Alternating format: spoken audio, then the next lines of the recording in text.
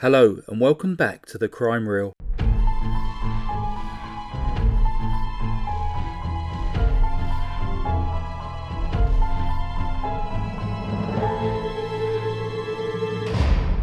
For this week's true crime narration, we shall be looking at the case of David Camm from Indiana.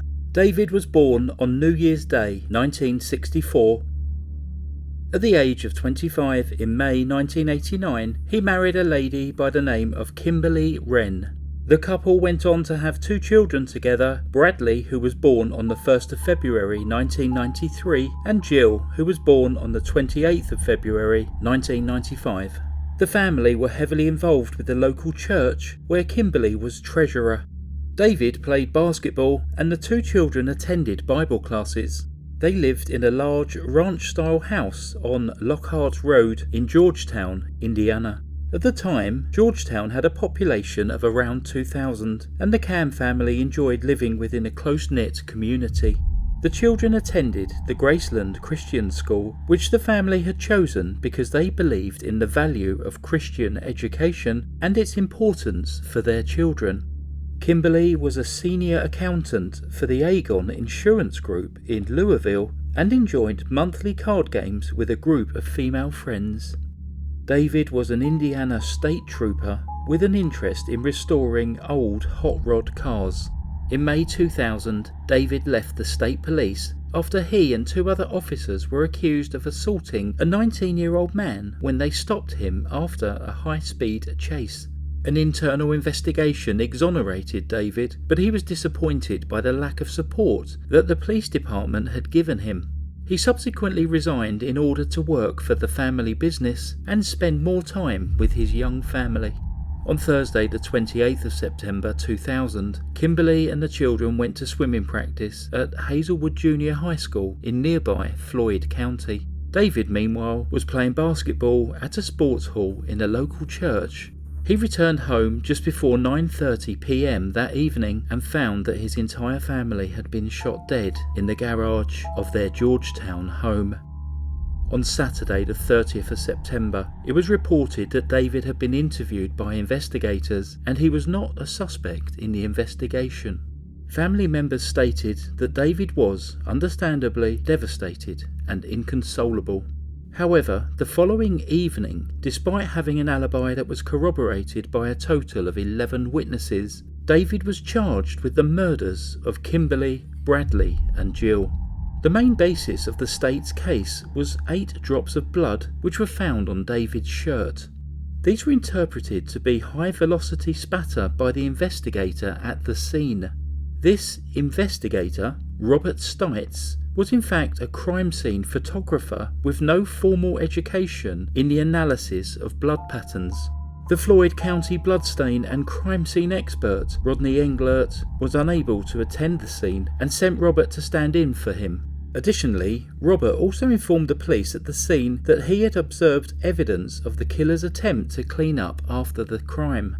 Multiple experts in blood spatter analysis have since studied the stains on the t-shirt in question and have come to the conclusion that the blood got there when David, believing his son could still be saved, pulled him out of the car and began performing CPR.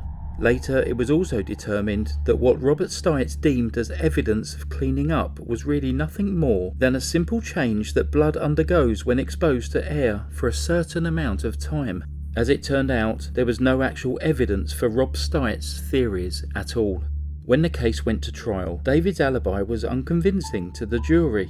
During the investigation, the police had several theories as to how he could have committed the crime, but they were working with an inaccurate timeline. When the detectives took a look at David's phone records from around the time of the murders, they saw that a call had been made from inside the house.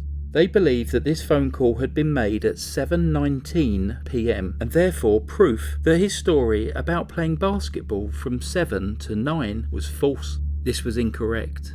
Apparently, there was some confusion surrounding the different time zones in the state of Indiana. The call actually took place an hour earlier at 6:19 p.m. And that wasn't the only mistake that was made with the timeline. Initial estimation of the time of death turned out to be way off. It was listed that the murders had taken place at around 9:30 p.m, implying that David shot his family after he came home from the church. However, the autopsy determined that the Camm family actually died at around 8 p.m, a time when David would have been playing basketball. When the police arrived at the crime scene, Bradley was lying on the floor on top of a prison-issue sweatshirt, which got bundled into the body bag along with the young boy. Inside of the sweatshirt's neckline, the word backbone had been written by hand. Additionally, during the investigation, DNA was found from 2 unidentified people. The first trial began on January 14, 2002. In addition to the incriminating testimony offered by Stites, the prosecutors began a full-scale attack on David's character.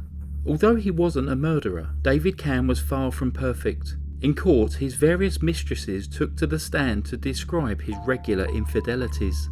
12 women talked about either having an affair with David or being propositioned by him. This testimony painted David in an extremely negative light, and on March the 17th, after 3 days of deliberation, he was found guilty of all 3 murders and sentenced to 195 years in prison. 2 years later, in August of 2004, the Indiana Court of Appeals overturned the conviction on the grounds that the testimony from the women with whom he'd had an affair caused the jury to become biased. 3 months later, in November of that same year, prosecutor Keith Henderson refiled the charges. David's defence team came back ready for a fight. They redoubled their efforts to prove his innocence and, in February of 2005, requested that the DNA on the sweatshirt be run through the database again. Some reports state that David's lawyers complained that the prosecutors refused to comply with this request until ordered to do so by the court. It was at this point they realised that only one of the 2 DNA samples was ever run through the system. The other sample, a full DNA profile of a man, was never checked prior to the first trial, even though they were told by prosecutors that it had been done and simply returned no matches. Had the sample actually been analysed back then, it would have given them a match immediately. Charles Boney was out on parole at the time of the murders. He was a convicted felon with a long history of run-ins with the law and had committed a string of armed attacks on women. Most recently at that point, he had just been released after serving nearly a decade for the gunpoint robbery and attempted kidnapping of 3 women. His nickname in prison, as it turned out, was Backbone. He also had another nickname too, the Shoe Bandit. To satisfy his foot fetish, Charles liked to hold women at gunpoint and steal their shoes. This rang a particular bell for David's defence team. When they looked back at the evidence, they discovered that Kimberly's shoes had been removed and placed on the roof of her car, and that there were bruises and abrasions on her feet. Perhaps the most damning discovery was a palm print Charles had left on the door of the family's car. There was now a new suspect with a history of violence, particularly violence involving a gun, and he could be placed directly in the garage at the time of the killings. It would seem that David's defence team had a near-perfect case for acquittal. When questioned by investigators, Charles' story shifted several times. Eventually, he concocted a chain of events to feasibly explain his presence at the scene of a triple murder. In this new version, he described going over to the house at around 7 p.m. with the intention of selling David a gun, which he brought wrapped in the sweatshirt that was left behind. He went on to claim that shortly after handing the weapon to David, Kimberly pulled into the garage with the children, at which David followed them inside and fired the 3 fatal shots. Charles told the police that David had then turned the gun on him, but it had either jammed or was out of bullets. Realising that the weapon had been rendered incapacitated, Charles then chased David and tripped on Kimberly's shoes, which had somehow fallen to the garage floor. He said that he picked them up, put them on top of the car, and then leaned to look in on the children. These tidbits in particular were obvious attempts to explain away any evidence that pointed to a more active role in what transpired that night. Beside Charles's testimony, there was no other evidence that David had ever even met him.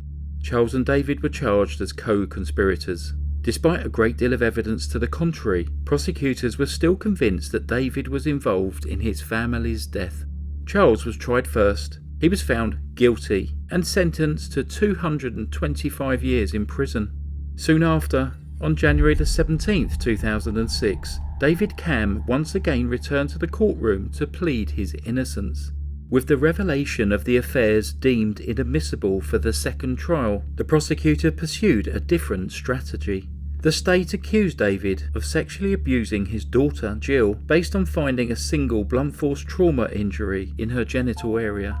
This injury and allegation of abuse had been reported in the press soon after the murders, but was never mentioned in David's first trial. David was never charged with abusing his daughter. A medical examiner disputed this claim, however, and argued that it was just one of multiple kinds of injuries that can occur after being shot in the manner that Jill was.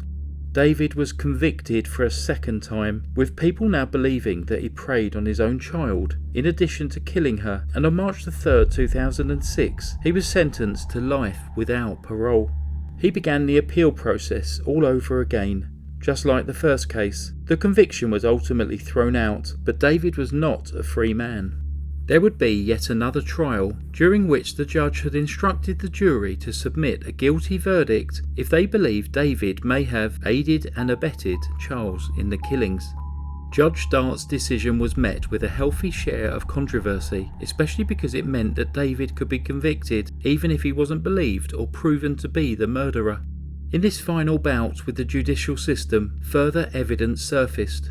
Charles' DNA was found on Kimberly's clothing, her underwear, and underneath her fingernails, one of which had been broken off in an apparent struggle with her attacker. Touch DNA was also found on Jill and Bradley's clothing. The presence of Charles' DNA on the bodies directly contradicted his assertion that he never came into physical contact with the victims. In light of this new piece of information, the prosecution had a new theory. In order to cash in from an insurance policy that Kimberly had taken out, David had enlisted Charles's help to kill his entire family. Having recently been found guilty himself, Charles testified for the prosecution. He was calm and confident whilst on the stand, repeatedly stating that he was not the killer, he had just provided the gun. In yet another blow to the defence, the jury did not get to hear about Charles's violent past or his foot fetish, as these facts were deemed inadmissible. For the third time over the course of an 8-week trial, David's defence team hammered away at the evidence.